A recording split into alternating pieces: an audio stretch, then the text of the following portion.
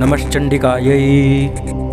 श्रीमद्देवी भागवत महापुराण प्रथम स्कंध अथ त्रयोदशोऽध्यायः। सूत उवाच सुद्युम्ने तु दिवं याते राज्यं चक्रे पुरुरवाः सगुणश्च स्वरूपश्च प्रजारंचन तत्पराः।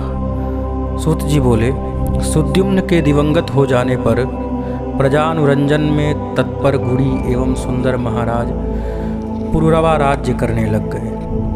उस रमणीय प्रतिष्ठानपुर में सर्वधर्मज्ञ तथा प्रजा की रक्षा में तत्पर राजा पुरुरवा ने सभी के द्वारा आदरणीय राज्य किया। उनकी राज्य मंत्रणा अच्छी तरह से गुप्त रहती थी और उन्हें दूसरों के राज्य की मंत्रणाओं का भी भली भांति ज्ञान था। उनमें सर्वदा उत्साह शक्ति एवं उत्तम प्रभु शक्ति विद्यमान थी। साम, दान, दंड और भेद ये चारों नीतियां उन राजा के पास वशीभूत थी। वे चारों वर्णों तथा आश्रमों के लोगों से अपने अपने धर्म का आचरण कराते हुए राज्य का शासन करते रहे। वे राजा पुरुरवा विपुल दक्षिणा वाले विविध यज्ञ करते थे और पवित्र दान किया करते थे। राजा पुरुरवा के रूप, गुण, उदारता, शील, ऐश्वर्य और वीरता की प्रशंसा सुनकर उर्वशी उनके वशीभूत हो गई। उन दिनों वह भी ब्रह्मा के शाप से पृथ्वी पर मनुष्य योनि में आई थी।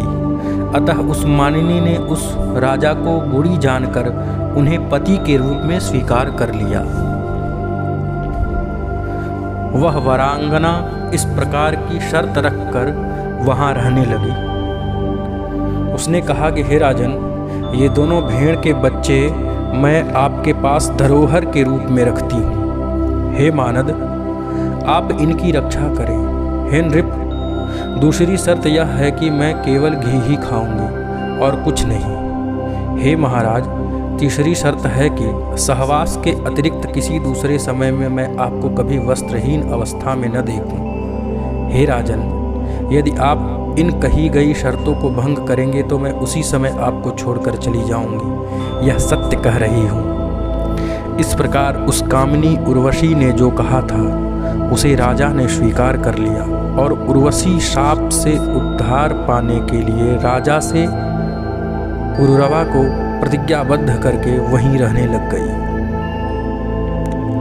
उर्वशी के द्वारा मुग्ध किए जाने के कारण राजा सब धर्म कर्म का त्याग कर अनेक वर्षों तक भोग विलास में पड़े रहे। उस पर आसक्त मन वाले वे सदा ही उसी का चिंतन करते रहते थे।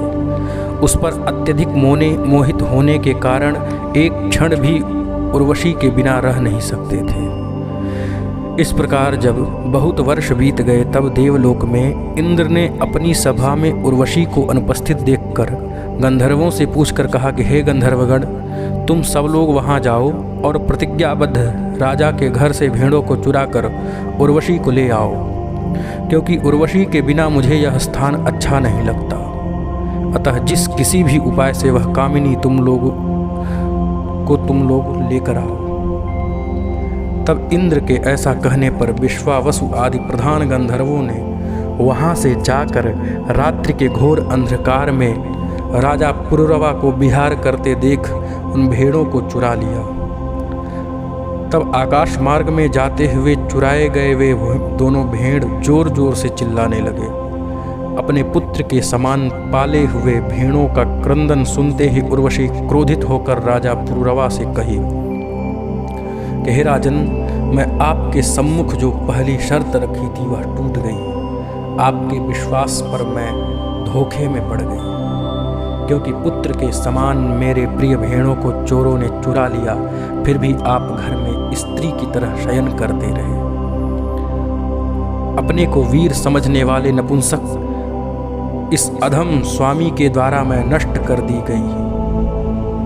सर्वदा प्राणों के समान मेरे दोनों भेड़ अब चले गए।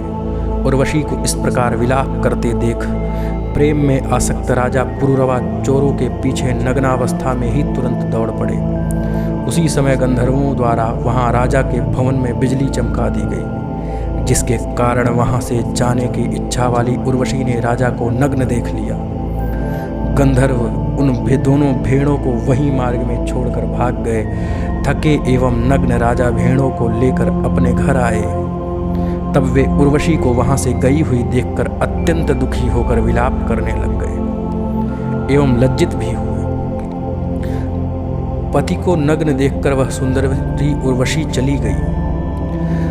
व्याकुल लाचार काम से मोहित तथा एकमात्र उर्वशी में आसक्त चित्त वाले वह राजा शोक एवं क्रंदन रोते रोते देश विदेश में भ्रमण करने लग गए। इस प्रकार समस्त भूमंडल पर भ्रमण करते करते उन्होंने उर्वशी को कुरुक्षेत्र में देखा। उसे देखते ही प्रसन्न मुख वाले नृपश्रेष्ठ राजा ने मधुर वाणी में कहा, हे प्रिय ठहरो, आए अय जाए तिष्ठ तिष्ठ घोरे न तु त्यक्तुमर्हसि माम त्वं त्वन्मनसः कांतं वशगम चाप्यनागसम। हे देवी, तुम रुको, मत जाओ, ठहरो ठहरो। हे कठोर हृदय, मैं अब भी तुम पर आसक्त हूँ। मैं तुम्हें अभी भी अनंत प्रेम करता हूँ। मैं तुम्हारे वश में हूँ, अतः तुम मुझ निरपराधी पति को मत छोड़ो। हे देवी, जिस शरीर से तुमने इतना प्रेम किया था, जिसे तुमने यहाँ तक खींच लिया, वह शरीर आज यहीं गिर जाएगा। हे सुंदरी, तुम्हारे द्वारा त्यक्त इस देह को भेड़िए और कौवे खा जाएंगे।